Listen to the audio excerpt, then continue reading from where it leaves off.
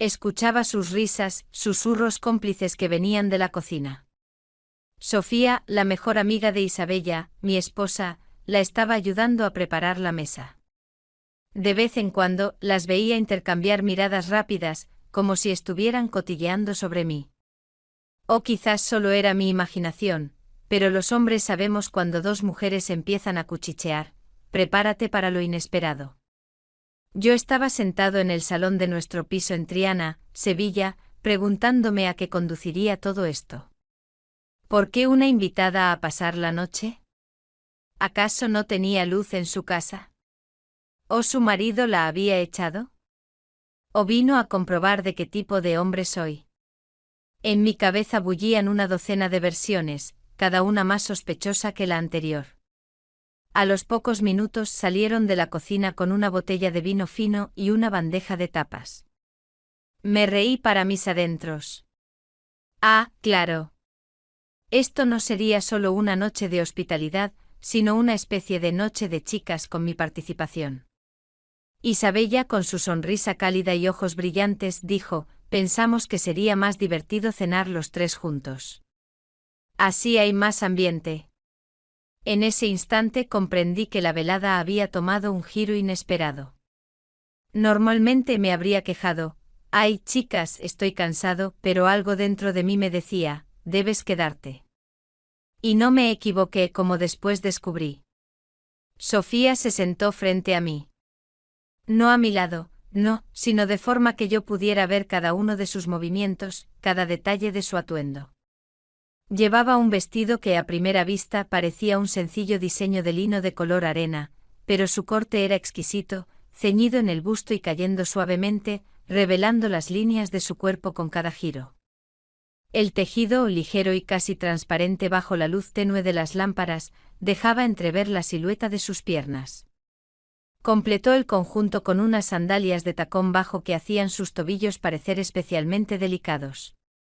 En su cuello un colgante discreto de plata atrapaba la luz, atrayendo la mirada. Isabella sirvió el vino, levantamos las copas. Sofía me miró fijamente y dijo: por la buena compañía. Respondí: por las visitas inesperadas. Chocamos las copas y sentí que el juego había comenzado. ¿Cuál? Todavía no lo sabía, pero a la mañana siguiente entendí que sería una noche que recordaría por mucho tiempo. Y así comenzó la historia que ahora les cuento. La primera copa de fino se bebió fácilmente, como si el día de trabajo no hubiera existido. Estábamos los tres sentados, Isabella, Sofía y yo. En la mesa tapas variadas y mi esposa, por alguna razón, había encendido unas velas aromáticas. Era como un intento de crear un ambiente romántico, pero a la vez, se sentía como algo más, como un detalle cargado de significado. Isabella, como buena anfitriona sevillana, no paraba de charlar. Le preguntaba a Sofía sobre su trabajo en la consultoría de moda, me contaba las últimas noticias del barrio de los Remedios, recordaba viejas anécdotas. Sofía la escuchaba, asentía, sonreía y bebía su vino. Pero lo interesante era esto: cada vez que se reía, su mirada se detenía en mí por un segundo. Un parpadeo casi imperceptible, pero yo lo captaba. Los hombres lo entenderán, no era solo una mirada, era una prueba, una pregunta silenciosa: ¿lo has notado? ¿Has captado la señal? Yo me mantenía serio, intentando parecer un hombre cualquiera en la mesa. Pero por dentro el juego ya había comenzado. La conversación poco a poco derivó hacia el tema de las relaciones. Sofía dijo: lleváis tanto tiempo juntos. Siempre he admirado a las parejas que saben mantener un matrimonio por tantos años. Isabella sonrió, asintiendo hacia mí: sí, más de 10 años juntos. Claro que con sus discusiones, pero seguimos adelante. Y yo, sentado, pensé: ajá, el tema de los matrimonios. Y estas conversaciones con vino suelen ir un poco más allá. Sofía hizo una pausa, miró su copa y añadió en voz baja: a mí, sin embargo, no me sale. Siempre hay algo que no encaja. A veces el hombre es bueno, pero me aburro rápido, otras veces es puro fuego, pasión, pero no sirve para el día a día. Isabella asintió, sí, a veces pasa. Y yo de reojo pensaba, interesante, ¿para quién dice esto? ¿Para Isabella o para que yo lo escuche? Bebimos otra copa. El ambiente se relajó un poco más. Empecé a bromear, bueno, el matrimonio tiene sus desventajas. Por ejemplo, ya no puedes fingir que no estás en casa cuando alguien llama a la puerta. Sofía se rió a carcajadas. Una risa genuina. Ah, sí. ¿Y colgar los calcetines en la lámpara? Exacto. Le seguí el juego. Y tampoco puedes decir, hoy no hay cena, pero queda media pizza de anoche. Isabella resopló, tú dirías eso incluso sin estar casado. Las risas aliviaron la tensión, pero después de ellas se hizo un silencio. Ese silencio en el que todos sonríen, pero el aire es un poco más denso de lo normal. Sofía se arregló el pelo con delicadeza, se inclinó hacia la mesa, y noté cómo la tela de su vestido se tensó sobre su espalda. Sí, miré. ¿Quién no lo habría hecho? Isabella estaba contando algo, pero yo ya me había perdido la mitad de sus palabras, porque mi atención se había desviado por completo. El vino hacía su efecto. Las palabras eran menos, pero más sinceras. Sofía de repente dijo, ¿no os da miedo que el matrimonio sea para siempre? ¿Que un día pueda aparecer otra persona y todo cambie? Isabella levantó las cejas con asombro. ¿A qué te refieres? Sofía hizo una pausa, tomó un sorbo de vino. Simplemente a menudo pienso que la lealtad es hermosa, pero muy difícil. Somos seres humanos. Sentí un escalofrío por dentro porque si yo hubiera dicho algo así, Isabella me habría mirado con reproche. Pero Sofía lo dijo y mi esposa solo suspiró, claro que es difícil, pero todo depende de las personas.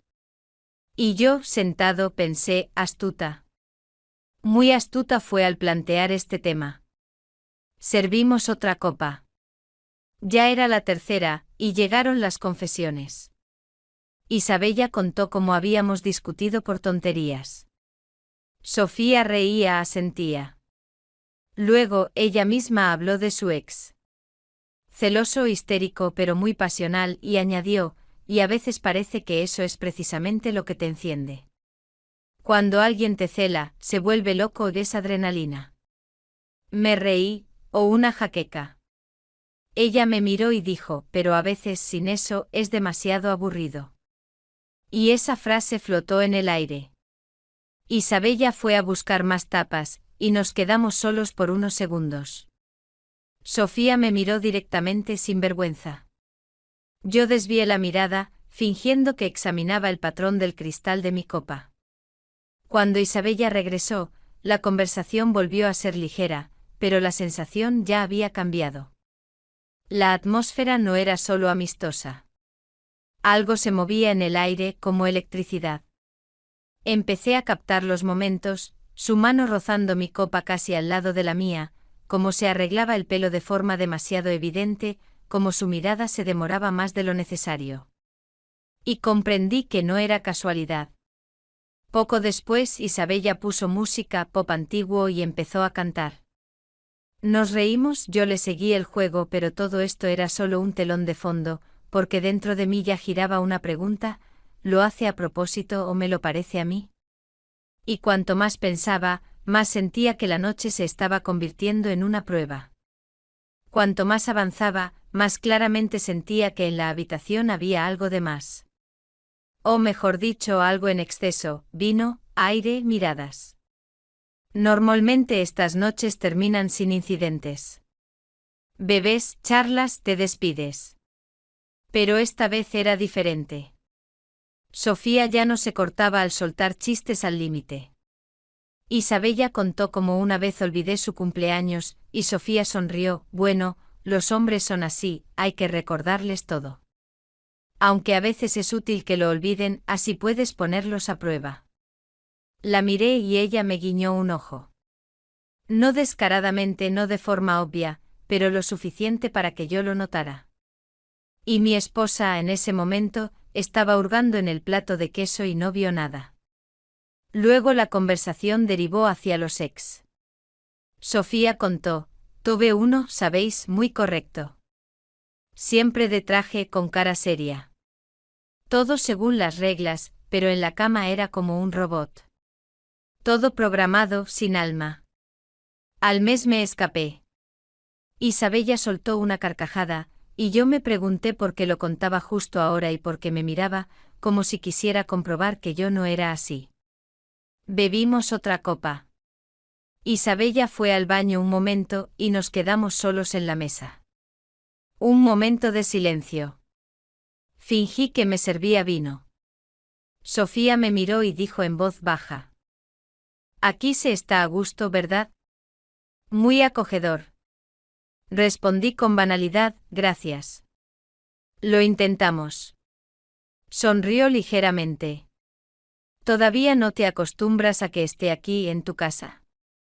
Levanté la vista. Ella me miraba directamente, no de forma descarada ni desafiante, sino con calma, con seguridad, como si ya supiera lo que yo pensaba. Entonces regresó Isabella, y la atmósfera volvió a ser amistosa. Pero la electricidad en el aire no desapareció. Cuando nuestras bocas se encontraron por primera vez en ese beso prohibido, sentí que todo el mundo a nuestro alrededor se disolvía. La habitación, las paredes de nuestro hogar en Triana, incluso la idea de Isabella durmiendo a unos pocos metros de distancia, todo se desvaneció. Solo existía ella, Sofía, tan viva, tan real, tan prohibida. El beso no fue tierno, sino hambriento, como si nos hubiéramos estado muriendo de sed durante años. Sus labios estaban ardientes, su respiración agitada. Sentí como temblaba en mis brazos y supe que esto no era un juego. Al principio ella se alejó y luego me atrajo de nuevo con una fuerza que me robaba el aliento. Sus ojos brillaban en la penumbra. Ni te imaginas cuánto lo he deseado, susurró, su voz casi inaudible pero llena de una verdad arrolladora. Nos besamos de nuevo, pero esta vez con más calma, como si quisiéramos saborear cada segundo de aquel momento. Mis manos se deslizaron por su cintura, y ella se acurrucó contra mí, dejando escapar un suave gemido de puro placer. Dios, cuánto lo quería, repitió. Quería preguntarle por qué yo, pero las palabras se quedaron atrapadas en mi garganta. En ese momento, todas las preguntas parecían absurdas. No había un por qué ni un para qué, solo una pasión que crecía sin control. Caímos suavemente sobre la cama, sin dejar de besarnos. Sentí como sus manos se enredaban en mi cabello, mientras mi cuerpo temblaba en sus brazos. Esto es una locura, susurró. Sí, le respondí, pero la más dulce de todas. Nuestros cuerpos se encontraron, como si hubieran sido hechos el uno para el otro. Sabía que lo que estábamos haciendo estaba mal, pero la necesidad era demasiado fuerte. Su piel estaba caliente, electrizada bajo mis manos. Sentí cada uno de sus movimientos, cada una de sus curvas. Ella se mordía el labio, gimoteaba, y susurró cosas incoherentes que me hacían enloquecer aún más. No pares, imploró. Y no podía parar, incluso si quisiera. Su respiración se hizo aún más fuerte y descontrolada. Ella literalmente ardía en mis manos, y yo ardía con ella. Me desperté en mitad de la noche. La respiración tranquila de Sofía a mi lado me trajo de vuelta a la realidad. Sentí una ola de culpa tan grande que casi me ahoga. Me quedé mirándola, y en mi cabeza se desató una batalla. ¿Qué has hecho, Ricardo? Eres un hombre casado, un padre, un buen esposo. Y la otra voz, la de la tentación, me susurraba: pero no ha sido uno de los momentos más intensos de tu vida. Me levanté de la cama, me puse una camiseta y fui a la cocina a beber un vaso de agua. Fue entonces cuando escuché pasos. Era Isabella con su camisón de algodón de siempre, un poco despeinada. ¿No puedes dormir?, me preguntó con un tono dulce. Intenté tragar el agua que tenía en la boca. Un poco de insomnio, murmuré.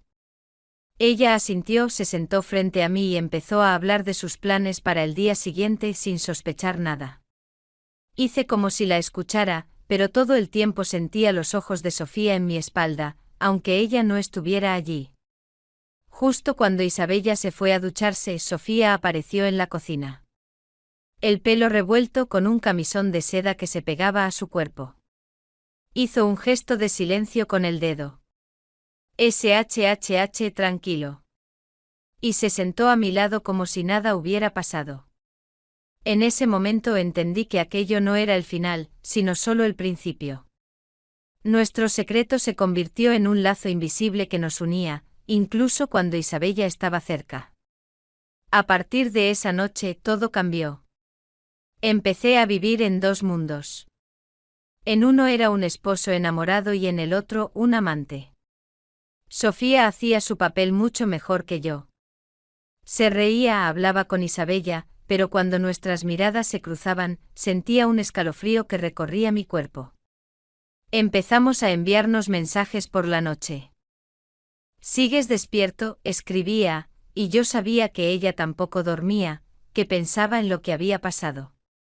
A veces, cuando Isabella estaba en el trabajo, Sofía venía a pedir un libro, y todo empezaba de nuevo. Sin palabras, sin preguntas. Solo la pasión que nos consumía. Cada vez me decía a mí mismo que sería la última vez, pero al ver sus ojos, todas mis promesas se esfumaban. Nuestras citas se volvieron cada vez más frecuentes y arriesgadas.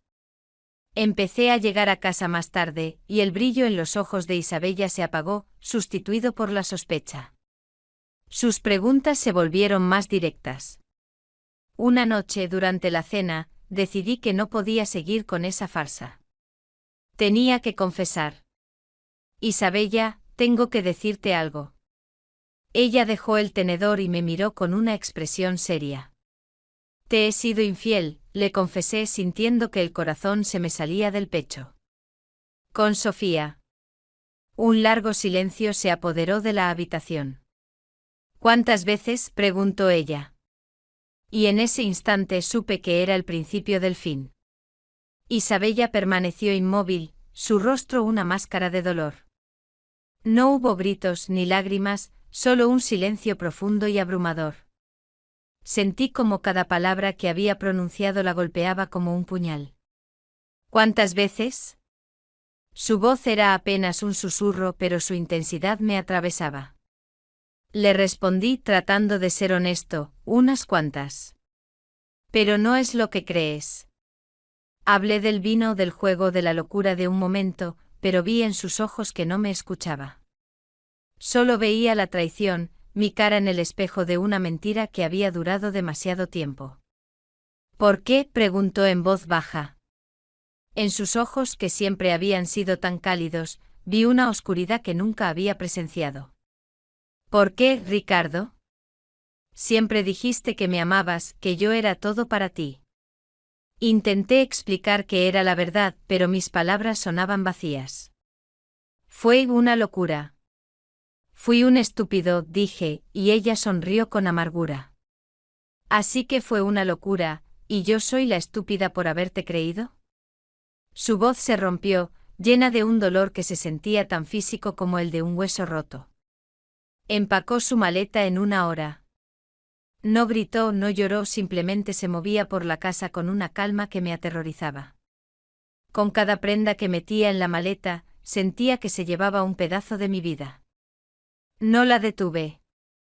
No tenía el derecho de hacerlo. Cuando se fue, dejó su anillo de boda sobre la mesa. La casa vacía se sentía como una tumba, y yo me quedé sentado en el suelo, mirando ese pequeño aro de oro, que alguna vez fue el símbolo de nuestro amor y ahora era el de mi traición. No pude dormir esa noche. Me sentía como un náufrago que lo ha perdido todo por un momento de locura. A la mañana siguiente llamé a Sofía. No contestó. Le escribí. 0 respuestas. En ese momento entendí que lo que para mí fue una locura, para ella fue solo un juego. Pasó una semana. Isabella no contestaba mis llamadas, y Sofía desapareció de mi vida tan rápido como había llegado. Me sentía como si me hubieran arrancado el corazón. El apartamento estaba silencioso, vacío, y me sentía más solo que nunca. Comencé a beber. El ron se convirtió en mi único amigo, y la botella vacía sobre la mesa, en mi espejo. Una noche, borracho, decidí ir a ver a Sofía. Tenía que verla, tenía que entender. Su madre me abrió la puerta. Me dijo que Sofía no quería verme, y que todo lo que había pasado era mi culpa. La culpa no solo era mía, sino también de Sofía. Pero en ese momento no había forma de explicar esto a la madre. Me volví a casa, entendiendo que me había quedado solo. Al llegar, me senté en el suelo y empecé a llorar. Lloré como un niño que ha perdido su juguete favorito. En ese momento de total impotencia, sonó el timbre de la puerta. Era Isabella. La miré a través de la mirilla, y el corazón se me disparó. Le abrí. Estaba allí con el mismo camisón que llevaba el día que se fue. Me miró y en sus ojos vi una mezcla de tristeza, esperanza y amor. No dijo una palabra, simplemente entró, se sentó en el sofá y me miró. En su mano sostenía una pequeña figura de cristal rota, un regalo que compramos juntos en nuestra luna de miel en Venecia. En ese momento supe que era su forma de decir, nuestro amor está roto, pero tal vez haya una oportunidad de arreglarlo. Isabella entró en nuestro piso, pero ya no era nuestro. Era un lugar donde la tragedia se había desarrollado, y ahora el silencio que reinaba era mucho peor que cualquier grito. En sus manos la figura de cristal de Venecia, rota en 2 pedazos. Sofía, cuando la vio por primera vez, se había reído y dicho que parecía 2 corazones rotos. Y ahora yo sabía que tenía razón. La figura era un símbolo de nuestro amor, que había sido destruido por la mentira y la traición. Isabella se sentó en el sofá y me miró, y yo sentí como cada segundo de aquel silencio me atormentaba. Sabía que era su forma de decir, te amo, pero lo que hiciste me ha herido en lo más profundo. Finalmente habló. Su voz era tranquila, pero firme, vuelvo, Ricardo. Vuelvo porque te quiero, porque no puedo vivir sin ti. Pero tienes que entender una cosa. Nada volverá a ser como antes. Nuestro amor está roto, y no sé si podremos arreglarlo. Te doy una oportunidad, pero es la única que tendrás. Si vuelves a traicionarme, no solo me iré, sino que me llevaré todo lo que tuvimos. Y yo no podré volver a confiar en ti. Sus palabras fueron como un golpe, pero un golpe que me llenó de esperanza. Comprendí que Isabella, a pesar de todo el dolor, me estaba dando una oportunidad de redención. Pero también supe que su confianza era tan frágil como el hielo. Asentí y le prometí que haría cualquier cosa para ganarme su confianza de nuevo. Le cogí la mano, le besé la mejilla y susurré, gracias. La vida en nuestro apartamento volvió a la normalidad, pero no era la misma normalidad. Cada día sentía su mirada sobre mí. En sus ojos ya no había amor puro, sino una sospecha que intentaba ocultar. No la tocaba, no la besaba. Era nuestra manera de reconstruir la confianza. Éramos extraños y al mismo tiempo estábamos cerca. Nos sentábamos en la cocina, tomábamos té y hablábamos, pero en nuestras conversaciones ya no había la misma pasión de antes. Comprendí que era mi castigo. El castigo no era haberla perdido, sino estar con ella y no poder amarla como antes. Era un juego en el que mi corazón era el único perdedor. Un día sonó su móvil. Era un número desconocido. Normalmente no contesto llamadas de desconocidos, pero esta vez algo me impulsó a hacerlo. Era Sofía. Su voz era suave pero decidida, Ricardo. Sé lo que pasó. Isabella ha vuelto. Y sé que te sientes como un traidor, pero no te preocupes, esto pronto cambiará. Isabella está ahora contigo, pero yo soy tu destino. Tú y yo somos como 2 mitades de una naranja que se han estado buscando toda la vida. Isabella es solo un obstáculo. Pronto volveré a recuperarte. Sus palabras me helaron la sangre. No supe qué responder. Sofía era una muñeca malvada que jugaba con mis emociones. Después de esa llamada, me sentí aún más culpable. No podía decírselo a Isabella, porque eso podría destruir lo poco que quedaba de nuestro amor. Y justo en ese momento sonó el teléfono de Isabella. ¿Dónde estás?, preguntó. Y yo no pude mentirle. El teléfono de Isabella sonó en el peor momento posible. ¿Dónde estás?, preguntó. Sabía que no podía mentirle. En el parque, dije. Sobre el puente de Triana. Ella colgó. Volví a casa con un nudo en el estómago. El apartamento estaba en silencio y Isabella sentada en el sofá, con la mirada fija en el móvil. Tenía la misma expresión que la primera vez que le confesé. ¿Quién es?, preguntó señalando su teléfono. Pensé que se refería a Sofía, que de alguna manera había escuchado el mensaje que ella me había dejado. Pero cuando miré la pantalla de su teléfono, no era un mensaje de texto. Era una foto. Una foto de la noche anterior. En ella estábamos Sofía y yo acostados en la cama. Yo con mi mano sobre su cintura, ella abrazada a mí. Pero no era una foto íntima, no había nada explícito, solo nosotros, juntos en la cama, mirándonos. Pero lo que me heló la sangre no fue la foto, sino lo que había en segundo plano. Una ventana, con una sombra de un hombre. La foto no fue tomada por nadie que conociera, sino por alguien que nos estaba espiando. Me sentí como si estuviera en una película de terror. Isabella no se había dado cuenta de la sombra, pero yo sí. No es lo que parece, murmuré. ¿Quién es?, preguntó sin entender. En ese momento sonó el teléfono de Isabella. No lo dudé, lo cogí y contesté. Era un número desconocido. Hola, Ricardo, dijo una voz. Era la voz de un hombre. Sabemos lo que hiciste. ¿Sabes a lo que me refiero? Mi corazón se detuvo. Y ahora te vamos a ayudar a pagar tus deudas. La voz era fría, sin emociones, y por un momento pensé que era un cobrador de deudas. Pero luego, la voz me dio un nombre, mi padre. Dijo que mi padre le debía dinero y que era mi turno de pagar sus deudas. Y que si no lo hacía, él vendría a por mi familia. A por Isabella.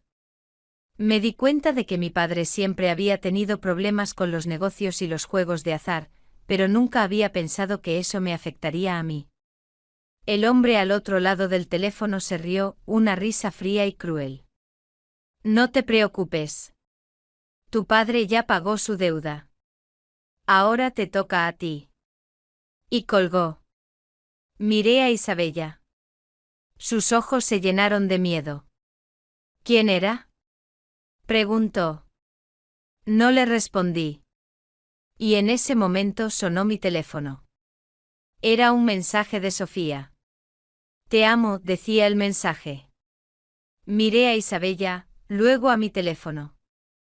Sabía que ella tenía razón, que yo era un traidor. Pero ahora, me di cuenta de que mi traición no solo me había dañado a mí y a Isabella, sino que también había puesto en peligro la vida de mi familia. Sabía que ahora, no solo tenía que salvar mi matrimonio, sino también a mi familia. Y lo único que podía hacer era luchar.